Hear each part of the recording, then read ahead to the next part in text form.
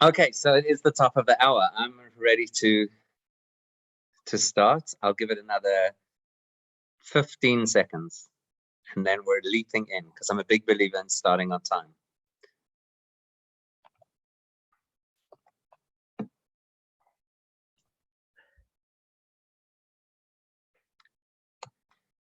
Pirkei Avot, chapter 4, Mishna number 9, is attributed to a rabbi whose name is Rabbi Yonasan. He's not necessarily one of the most well-known rabbis of the period. He was a student of a very great personality called Rabbi Yishmael. He was an individual who spent a lot of his time caring for widows and orphans. He was a person who established a yeshiva after the devastation of Jerusalem by the Romans. He went to a place called Hutzal, and he built a yeshiva over there. And he was somebody who was absolutely cautious about integrity and would never, under any circumstances, entertain any kind of bribery or anything else that might have biased his opinions as an authority of the law.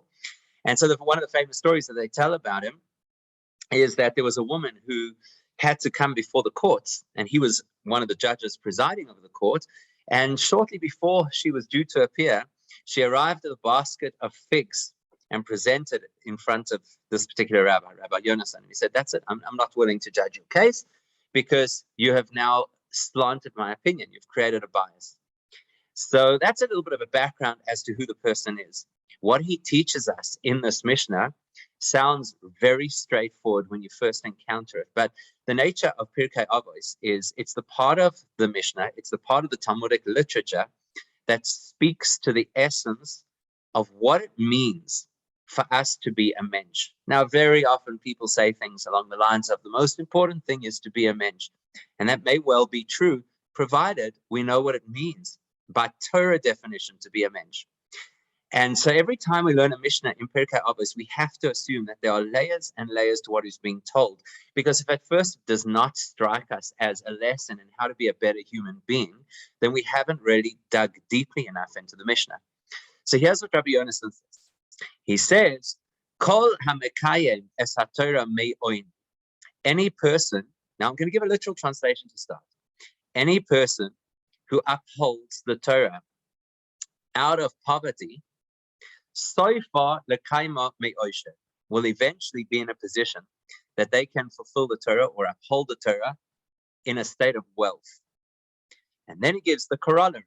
V'chol hamevatel es haTorah me'osher.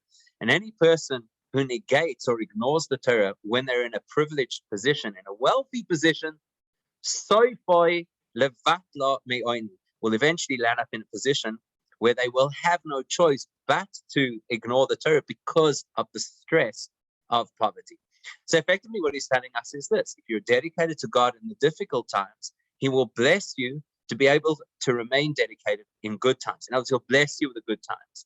And vice versa, if a person is not dedicated to Hashem in the good times, if a person flaunts or forgets about the divine blessing in their life in the good times, well, then what's going to happen is the belt is going to be pulled in and it's going to become difficult times. And that's actually what's going to happen. That's the simplest way to understand what he's telling us. Now, what we're going to try to do over here this evening is just to drill down a few layers into the story. For example, Rabbi Yonasan is telling us that in order to be a mensch, one of the key factors that you have to remember is not to hide behind excuses. That's how it is. That's the nature of people, that we are able to rationalize and defend any position that we might happen to be in. So effectively what he's saying is, that means a person who has difficulty in their life, a person who is under duress, a person who's living a very stressful life. They have the best excuse in the world to say, I can't uphold the Torah, I can't be dedicated to the Torah, I've got bills to pay, I've got anxiety to manage. How do you expect me to look after the Torah? Well, here's somebody who's not willing to make excuses. So the person who's not willing to make excuses is the person who will generate blessings in their lives. Whereas the person who has excuses, I can't do it right now, and we all do this to a greater or lesser extent.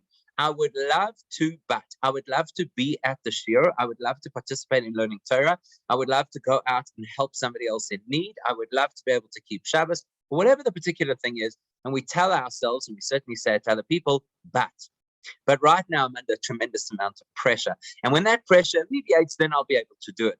So to that, Rabbi Yonasan says, that kind of thinking, even in the most incredible times in your life, even when a person is wealthy and everything's going well for them, the mentality of rationalizing inappropriate or poor behavior will always precipitate more poor behavior. In other words, what he's saying is, don't blame circumstances, don't blame environment, because we don't control that. And we can never control our environment. We can only control our choices. And our responsibility is to make those choices responsibly. So to borrow another expression that's used elsewhere in the Talmud, the Talmud uses such a fascinating expression that says, Loi mekoimoy shel adam mechavdoi. A person's environment does not, and I'm not going to translate the word yet, mechavdoi, ela ha'adam mechabed mekoimoy. Now, that word mechabed could have two possible meanings. It could, on the one hand, it could mean, like we're coming up for Pesach, so we read about in the Pesach story, how Pharaoh's heart was hardened. Vayachbed es liboy. He hardened his heart. So, loy mekoimo shel adam mechabed means that your environment is not the reason why a person would feel apathetic or disinterested. And equally, mechabdoi could come from the word kavod, which means honor. Your circumstances and your surroundings are not what bring a person honor. Ela adam mechabed mekoimoy. We bring that reality to our environment. And that's what Rabbi Yonasan is saying. Don't blame your circumstances and say, this is the reason why a person would feel, I can't learn, I can't be committed, I can't be a mensch.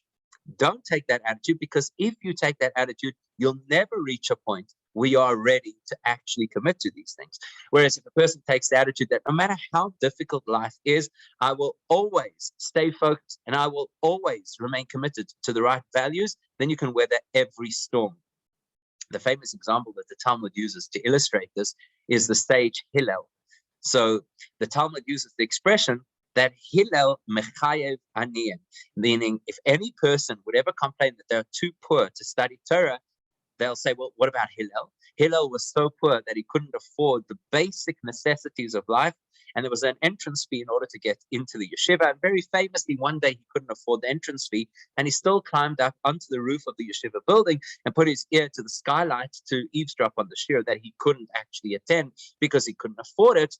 And it snowed on him, and eventually he suffered hypothermia and they had to come rescue him from the roof. So who could argue that they are in more dire circumstances than Hillel and say, look, I'm not in a position to be able to learn? So that's one layer of understanding this Mishnah.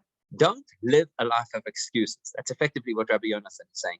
And the person who does seek to have excuses for not behaving as they should will always find those excuses. Whereas the person who is willing to acknowledge and willing to accept that, look, this is the way it is. Hashem has designed the world in a particular way, that there will be challenges, and you've got to roll the punches, and you still got to make healthy choices even when life is difficult. That is the person who's going to have an amazing degree of success in their lives. So that would be the first layer of what Rabbi Yonasan teaches us in this particular Mishnah. Let's go one step deeper. Some of the commentators point out that the word that he uses over here is mekayem, which effectively means causes to sustain.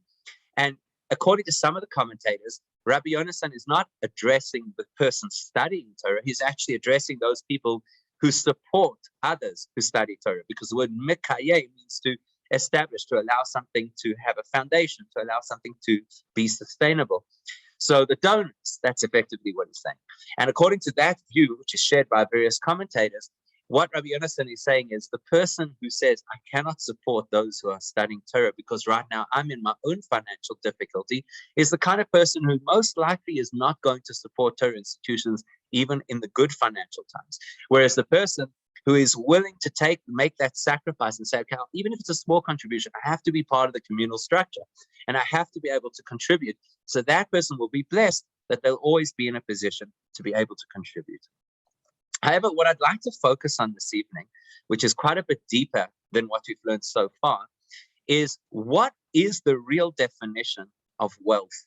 Because that's what Rabbi Yonasan speaks about over here. He says, if somebody doesn't behave a particular way while poor, and if somebody does behave a particular way while wealthy, so what constitutes poor and what constitutes wealthy? it's very easy and perhaps even a throwaway definition to talk about this in pure financial terms.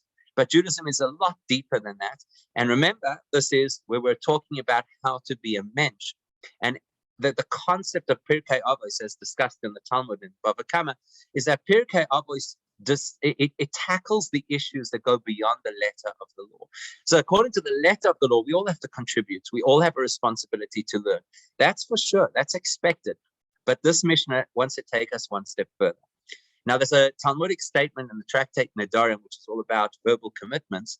And it says, Ein ani ela b'da'as, ve'ein ashir ela b'da'as. It's a very profound statement. There's no such thing as wealth or poverty except in relation to knowledge. It's a fascinating perspective. There's no such thing as wealth or poverty except in relation to knowledge. Das. Das is the mature brain. In Judaism, we speak a lot about various types of intellect. There's the intellect of Chokhmah, which is very innovative and exciting. There's the intellect of Bina, which is focused on research and full understanding of a topic and a concept. And then there's the intellect of Das, which is about integrating the information that we've studied into our lives in a practical way. And unfortunately, very often academics don't get to that point because they love the academia. So it's wonderful to know the knowledge and the information and to be able to get up and give lectures and be an expert on a particular thing that who's called to speak in front of commissions or on TV, or as the case might be. But that doesn't necessarily mean that those become lived values. Whereas the concept of da'as is the integration of what I've studied into the reality of my life. Says the Talmud, there's no such thing as wealth and poverty outside of the concept of da'as. In other words, from the Torah's perspective, the Torah will never rate people based on their bank accounts. It's really irrelevant. What is relevant is how a person behaves with the finances that they have. That is relevant. But we'll never rate a person based on their financial position. So if the Torah is going to speak about a poor person, or it's going to speak about a wealthy person, it will be speaking about a person who has or lacks core resources for personal development. So that's the ability to take information and integrate it into our lives. That is something that it's a key process, a key element of what makes a person a success story. So that's what the Torah is telling us. That's what Rabbi Yonasan is telling us over here. If a person looks at themselves in the mirror, as we very often do, or maybe not often enough, when we look in the mirror in an introspective, honest way, because we're constantly looking in the mirror, or at least in our face front camera, right? That's what we're doing a lot of the time. I mean, here, look at the Zoom environment. What do you look at? It's a weird way to interact with people, because normally when you interact with people, you look at the people, you don't see yourself. And in this strange environment, we only see ourselves and we don't see the people. That's not introspective. We're not doing a deep, hard, honest look at ourselves. When we actually sit, like, for example, perhaps before Rosh Hashanah and Yom Kippur, and we're introspective, very often we'll come to the conclusion that I am actually poor, spiritually poor, intellectually poor. I have elements of my character that are lacking. So I feel that I'm lacking resources. And what's brilliant about the Yetzer Hara? And I'm not here to give accolades to the Yetzer Hara, of course not. The Yetzer Hara is our negative inclination, our impulsive side, the part of us that drags us down into failure. It leaps at the opportunity and says, you're right, you are a failure. You promised yourself a year ago that by this time you would have improved in this particular area of your spiritual development, and you haven't done it. You promised yourself that you were going to be more calm. You promised yourself that you'd be more present with your children. You promised yourself that you were going to learn more. You promised yourself that you were going to pay attention when you pray. Whatever it is, every one of us has that moment. We look in the mirror and say, I think I'm actually poor. Actually, I don't think I have the resources. And the reality is that sometimes we sit down to study and think, I don't have the resources to wade through the Torah's information. I've never learned the Gemara before. The language is a barrier for me. And we have a whole host of reasons why we believe that all of that meaningful spiritual growth that Judaism speaks of is above our pay grade. So somebody else, those people in Mea Sharim, those are the people who are going to live their life at that level, and the rabbi of my shul. But I'm not ever going to get to that point because I am oni. I'm fundamentally poor. So what Rabbi Yonasan tells us is, any person who approaches their Judaism, who approaches their either study of or commitment to the Torah, acknowledging the fact that they have major lack. Any person who's willing to say that, I'm not perfect, I'm far from perfect, I'm really a rookie, I don't know much about this, I'm not good at this, but I'm going to try anyway. I'm going to push myself anyway. That, he promises us, you will eventually reach a point where you feel enriched. Now, at the beginning of a journey, none of us believes that that is actually possible. We believe that we could become more religious, and religious is a dangerous and loaded word because it always sounds like we're rated based on some kind of a laundry list of activities that we're supposed to fulfill rather than meaningful growth. So most of us think, I don't know if I'll ever be religious. I don't know if I can ever do all those things or dress that way. We feel poor. Rabbi Yonasan says, that doesn't matter. Don't get over concerned about how much lack you have or feel you have in terms of your spiritual abilities. Just be Mekayim. Just get going. Get into the program. Take a step. Learn something. Commit yourself to something. It can be minuscule. It doesn't matter. It's not a race. You're not playing for pole position. Just take a step in the right direction. So far, at the end, you will discover that it's an incredibly enriching experience. And you'll be so glad that you took that step.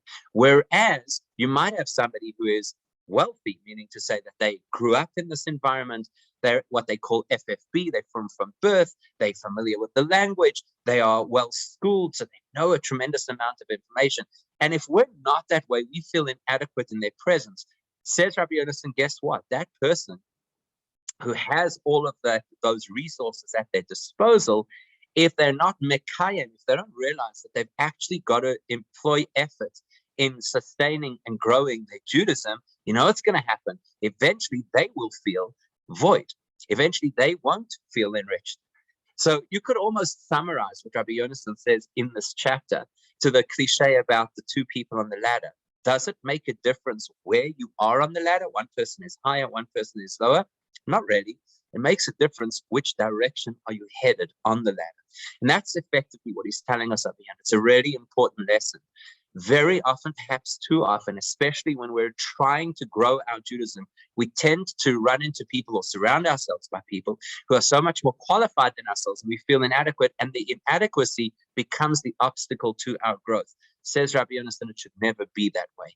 If you can be mikayem, if you can invest and commit yourself to learning or to growing in your Judaism, even one incremental step, while you feel inadequate, that is the secret to success. And don't be overwhelmed by those people who seem to have it totally under their belt, because they run the risk of becoming complacent and not being mekayem, not investing in their Judaism because they feel they're already there, they're at the peak.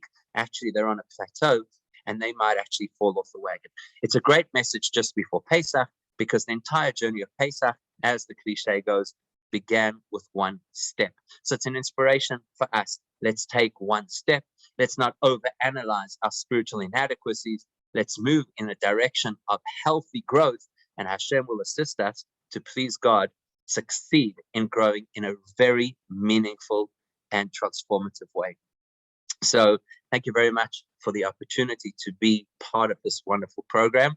Please God, it should be an aliyas neshama, an elevation for the late Eric's soul, and motivation to all of us to continue to learn and to continue to grow. I wish you a kosher and freilich and Pesach, as we say, which is a meaningful, kosher, and joyous Pesach. And please God, it should be a liberating experience for all of us.